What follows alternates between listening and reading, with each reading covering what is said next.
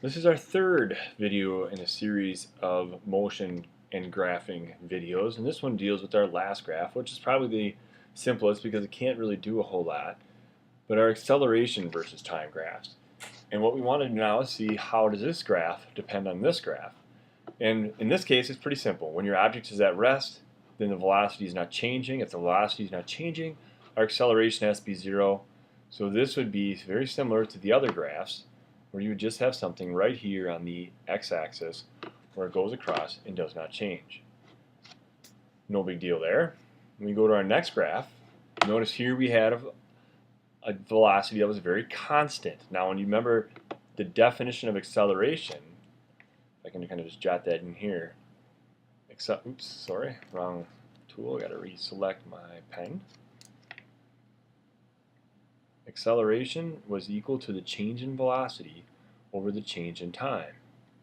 In this case, your change in velocity is equal to 0, and that's what this graph shows, that we're staying at the same velocity for the entire graph. What that indicates then is we have 0 acceleration. And it doesn't matter if it's a positive or a negative. If you're constant, your acceleration has to be 0. So here, not very interesting graphs, we just basically are staying there in the x-axis. When we go to here, now you can see we start to have a change.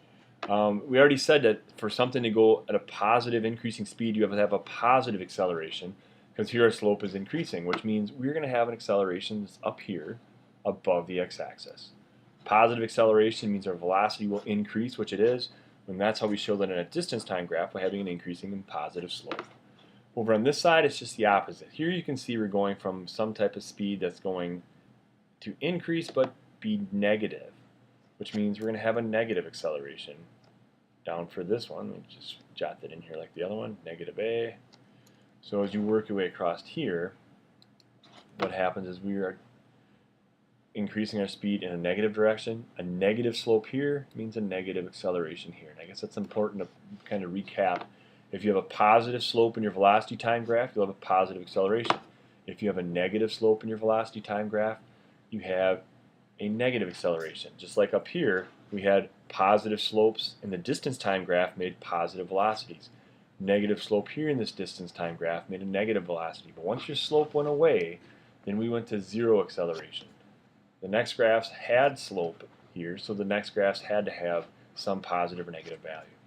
Our last one is a little bit more complicated because we have two different things going on. We have decreasing but positive and decreasing and negative in terms of speed, and then we eventually stop. That's our second part of the motion. So in this case, we have a decreasing positive speed. So we have some type of positive speed, but we're losing slope. And you'll notice here in the velocity time graph, if we have a negative slope here, that corresponds to a negative acceleration. But then once it's stopped, our velocity doesn't change anymore, so then we would be right here on the x-axis. So negative slope, negative acceleration, but once we're stopped, then we're stopped here also at no acceleration. The bottom is the opposite, where we have slope slowly going down to 0. Here we have a positive slope in the velocity time graph, which means we'll have a positive acceleration, but eventually we do stop, and once we stop, then we go down here and go back to 0 acceleration. So there's kind of a trend that shows up. When you have a positive constant slope, it's a positive constant slope, we'll have a positive acceleration in the next graph. Or even when we did our distance versus time, let's flash back to one of those quick. Here was a positive slope, here's a positive velocity. So we notice that whenever we have straight lines, that produces a constant velocity in the next graph. And then if those are constant with no slope, the next graph has 0 value. So you can kind of see how we went from having slope to no slope, positive slope, positive acceleration, to 0 slope or 0 acceleration. So that's our wrap-up of motion graphs when we're talking about distance versus time.